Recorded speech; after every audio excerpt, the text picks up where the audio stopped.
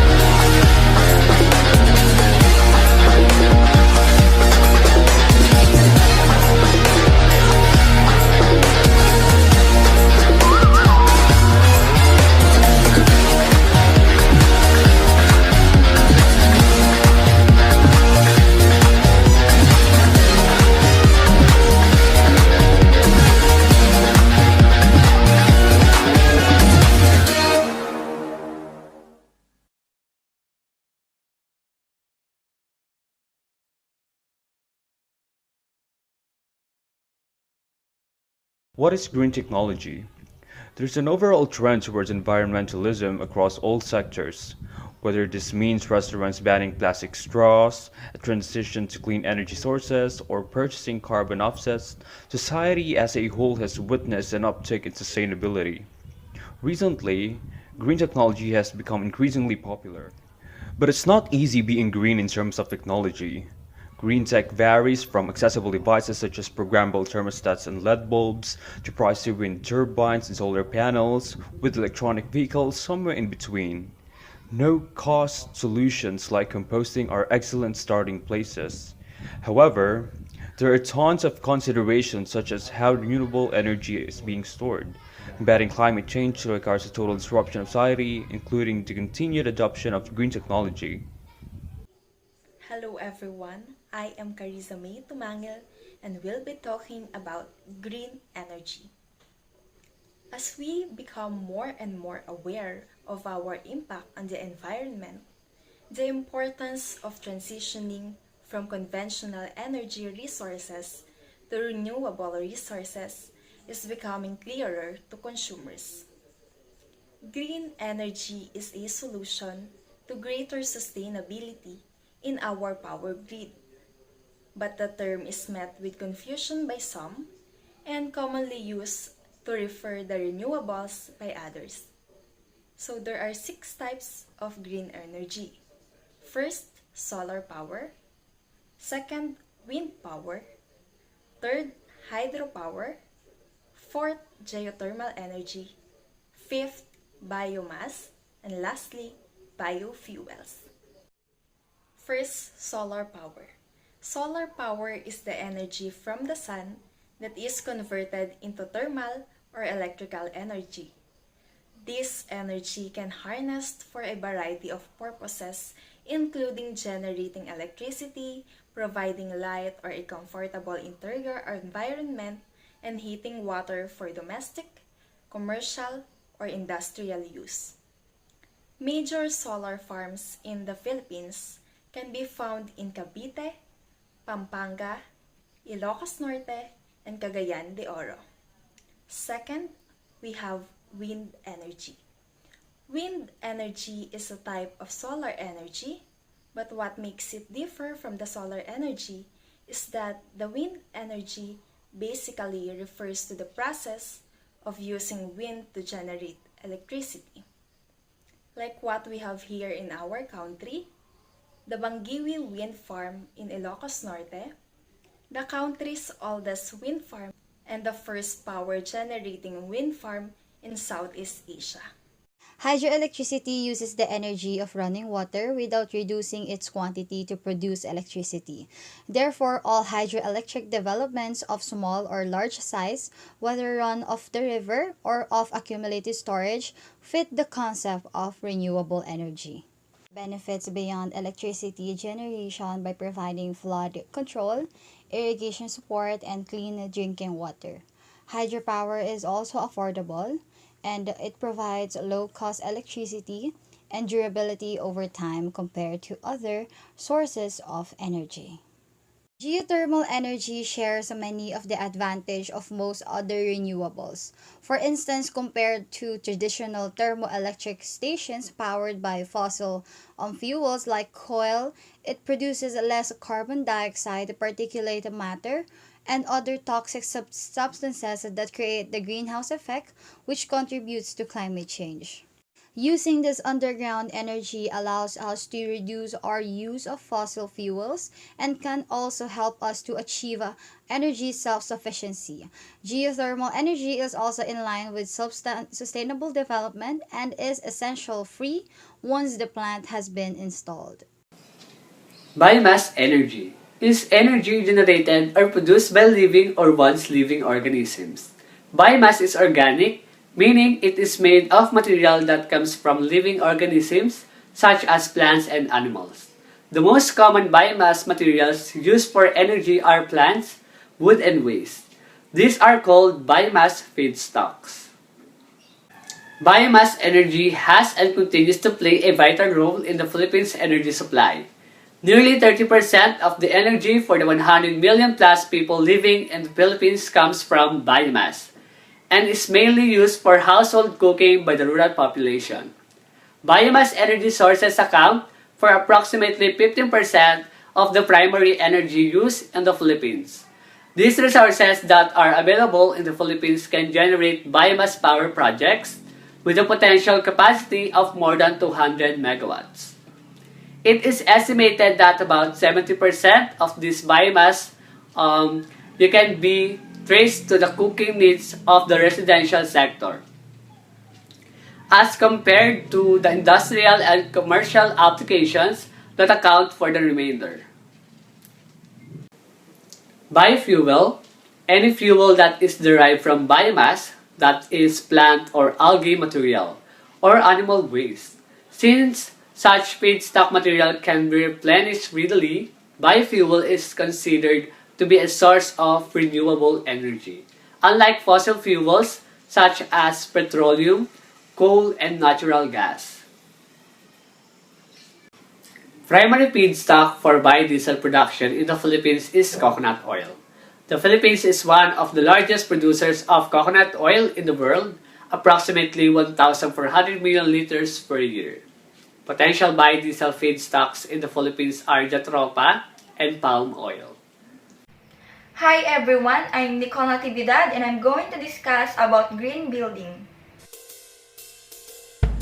Green building is the practice of creating structures and using processes that are environmentally responsible and resource efficient throughout a building's life cycle, from siting to design, construction, operation, maintenance, and renovation and deconstruction. This practice expands and complements the classical building design concerns of economy, utility, durability, and comfort. Green building is also known as a sustainable or high-performance building. Now we should consider the goals of green building. Of course, one of the main goals is to make the earth more sustainable. But it really does go deeper than that. When you decide to go green, your goal will be to actually help to sustain the environment without disrupting the natural habitats around it. As you can see, green building is something that everyone should really jump onto.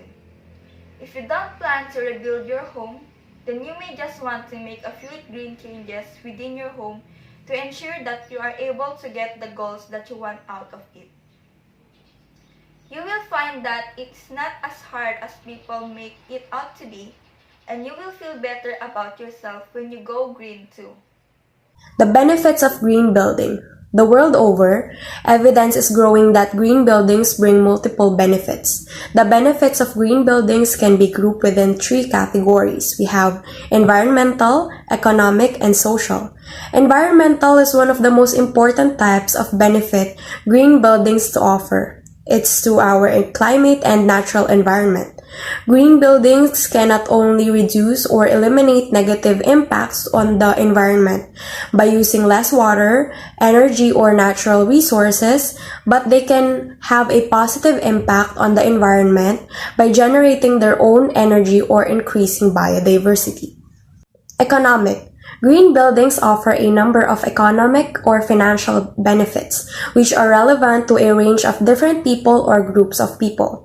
These include cost savings on utility bills for tenants or household, lower construction costs, and higher property value for buildings developers, increased occupancy rates or operating costs for building owners, and job creations. Now let's go to social. Green building benefits go beyond economics and the environment and have been shown to bring positive and social impacts too. Many of these benefits are around the health and well-being of people who work in green offices or live in green homes. Now let's all come down to the conclusion. With our society's increasing concern for the environment, it's no surprise that green building continues to grow in popularity. From residential structures to corporate facilities, sustainable architects are discovering new ways to preserve our ecosystem while reducing our carbon footprint. Even the smallest changes that you can make will help to promote better planet Earth and a better place for us all to live, not just as humans but also the plants and wildlife that take up their residence here on Earth as well. Great day! I am Reina and we are going to give you examples of green technology. First is plastic roads. In terms of plastic road technology, we have two options. Either they can be made entirely of plastics or mixed together with asphalt. The 100% plastic variety consists of prefabricated hollow, modular elements made from consumer waste plastics. It was first appeared in India 2 decades ago. Plastic roads are being tested and built in more and more countries as the world plastic pollution problem becomes more acutely felt. Second example is hydrogen-fueled cars. It is a British-made car propelled by hydrogen. The Rasa cannot be owned. If you want to drive this car, you can pay a subscription fee that includes maintenance, insurance, and hydrogen. Low environmental impact is rewarded along the supply chain.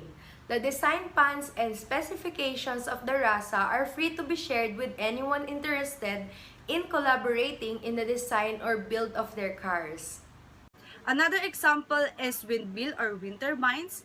Windmill is green technology because it does not release emission that can pollute air and water, and they do not require water for cooling.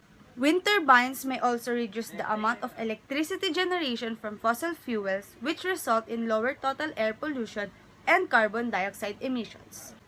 Yes, wind energy doesn't pollute the air like power plants that rely on combustion of fossil fuels, causing human health problems and economic damages. Wind turbines don't produce atmospheric emissions that cause acid rain, smog, or greenhouse gases.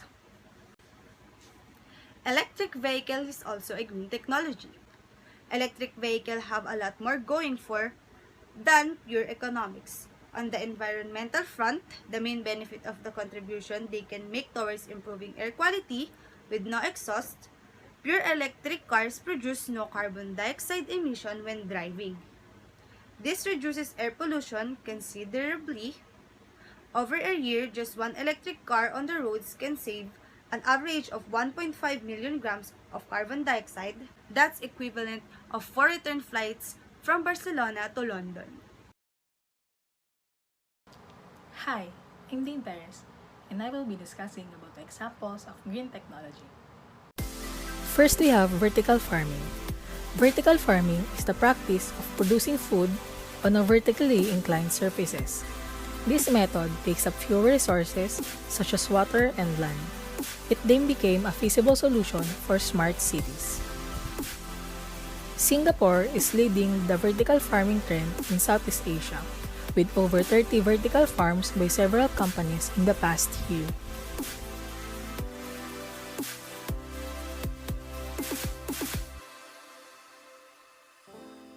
Next, we have green walls or living walls. Green walls comprise plants rooted in a vertical structure attached to a building. This process removes harmful carbon dioxide from the air and releases oxygen we need to breathe. Next example is one of the simplest example of green technology, LED lighting. By avoiding incandescent lights, there's a substantial gain on efficiency. LED light bulbs use less energy than traditional incandescents.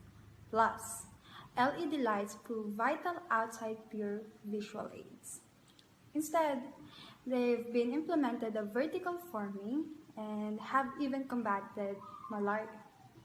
Smart ELDs are simple smart home upgrade that even apartment dwellers may adopt. For the last one, we have composting. It is considered as one of the best and easiest green technology example. Why? It's incredibly simple and virtually anyone can get started and do it. You can make your own worm bin perfect for use in a home, and many cities even tout composting programs. Some of the benefits of composting are water retention in soil. It also provides cost savings over a conventional soil, water, and air pollution remediation technologies where applicable. It promotes higher yields of agricultural crops, and it also reduces and in some cases eliminates the need for chemical fertilizers. And that's it. Those are some of the examples of green technology. One of the problems to assess in the sustainable tourism is logging. Why logging? People are clearing forests primarily for agricultural reasons due to the increase in the population pressure. Humans are also cutting down trees to make spaces for residential complexes and multiplexes. Through deforestation, the planet not only loses trees, but also thousands of animals and great plant biodiversity due to the destructions of their natural habitats. Moreover, increased logging activities can lead to soil erosions that degrades natural soil minerals. We should be mindful that great power comes with great responsibilities. For us to benefit without destroying our precious resources, we must know how to balance both monetary interests to give us monetary wealth. Tourism is a big business if we take a look at the numbers. A lot more people are traveling now. Tourism can be great for local economy, but what it leaves in its wake can be well trashy.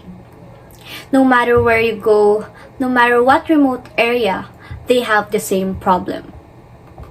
Good day everyone, I am Janine Claire Reyes. We're going to talk about one of the problems in sustaining the tourism. What is done about the trash that continues to pile up at our favorite tourist sites? We won't be able to solve this problem if the tourist itself doesn't have their awareness increased and they are not doing their part. Also, poor governance includes ineffective policies and lack of support for conservation, because government plays a big role on helping to conserve our tourism. Without the government, we won't be able to implement tourism development plans and to proceed with our rules and policies that will help to protect our environment.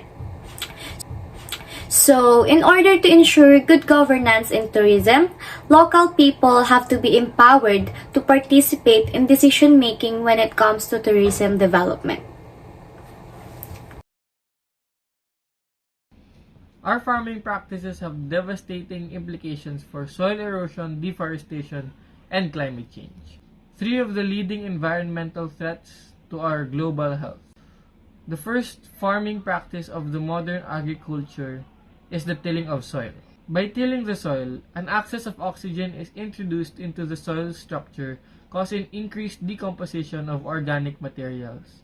This process quickly floods the soil with nutrients, making a greater amount of extra nutrients accessible to plant life. Although it may seem appealing at first, this process hastily depletes organic materials and creates a loose soil structure. Plants grow the conventional way.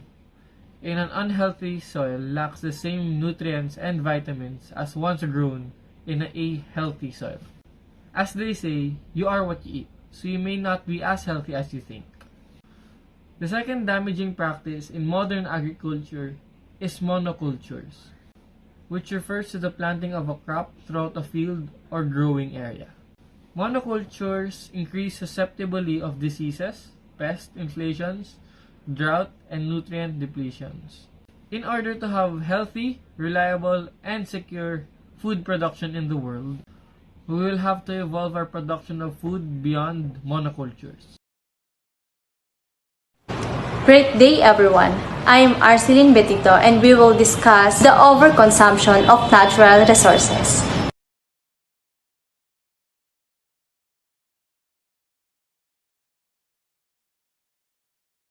Overconsumption of natural resources.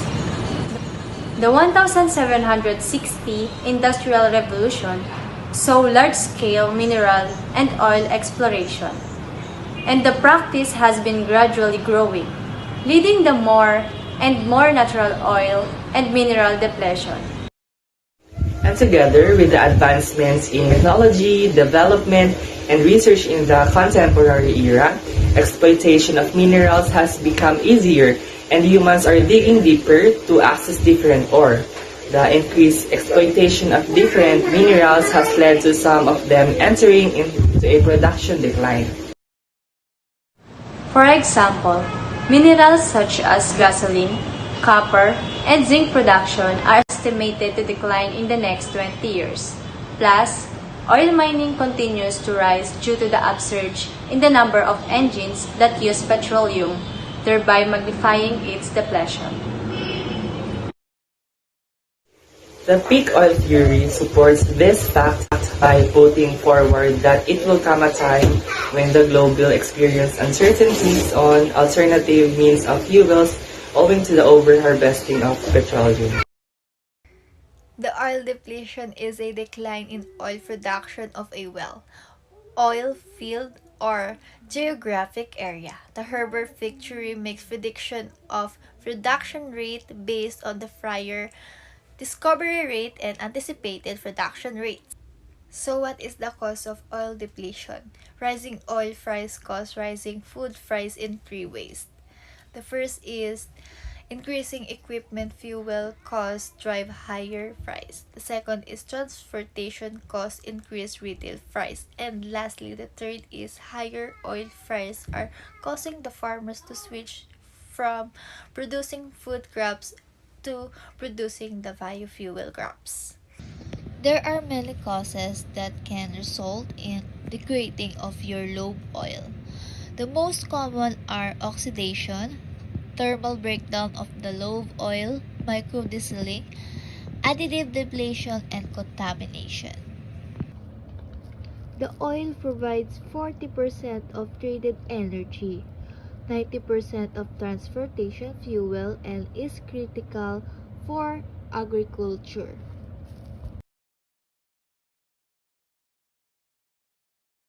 Hi, my name is Michaela Charles and now I will be discussing about oil depletion. When we say oil depletion, it is a empty of a principal substance. Example, the lake was depleted of water or depleting the country of its natural resources. So, in short, oil depletion is a decline in oil production.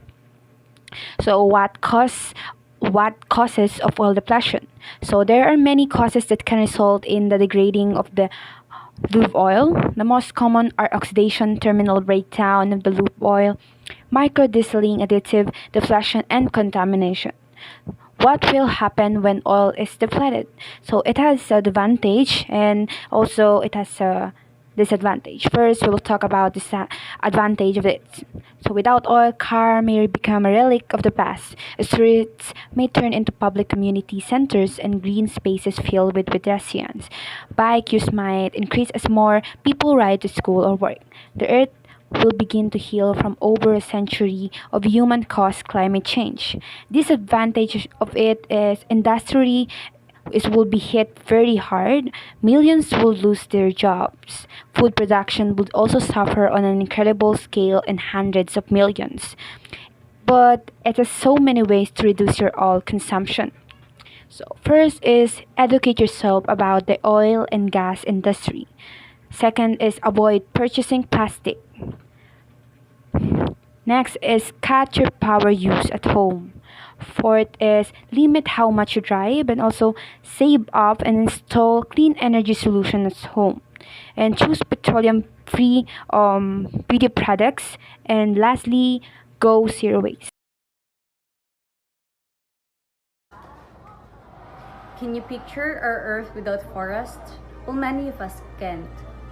Our forests cover at least 1/5 of the world's land surface and plays an important role in our everyday lives. Forests provide us with many products and services, from helping maintain our erosion to providing jobs for our citizens. We depend tremendously on the world's forests, yet we were the ones who were destroying them. That is why each and every one of us must become more and more aware of how our actions can badly affect our environment, particularly our forests. We need to cooperate with forest management and walk towards a future that benefits us all. We need to be educated about the current issues of the forest in order for us to save and preserve these places that provides us with so much. We have to live more sustainable lives and become closer with the nature.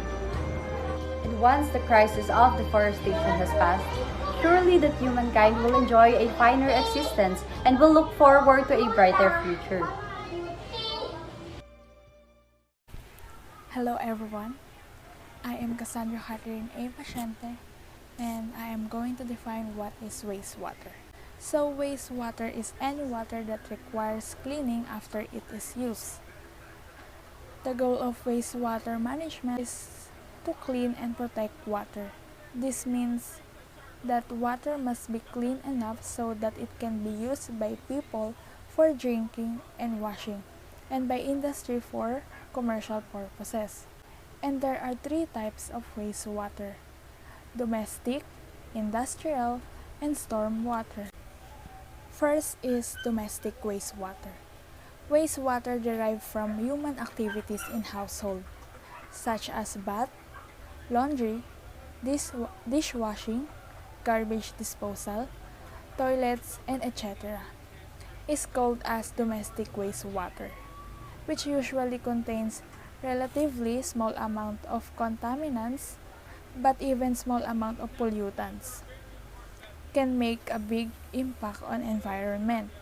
And domestic waste consists of 2 main fluxes. One is gray water, which is from kitchen sinks, wash basins, laundry washing, showers, baths, and etc. And second one is black water, which is from toilets and urinals. Hello everyone, the 2 poor farming practices that I have. First one, pest control. Pesticides or toxic chemicals are used to kill pests that compete with humans for food. These are often expensive, which increases the cost of crop production and reducing availability of these food crops to people who cannot afford it. Farmers who have realized this are changing over to biological control of pests, which uses natural predators or parasites to get rid of pests. The second one is use of fertilizer. Due to the nutrient loss that topsoil incurs, it is important to replace it. To do this, farmers use both inorganic and organic fertilizers. Fertilizers are expensive, which increases cost of productions, and the poor cannot afford the crops again.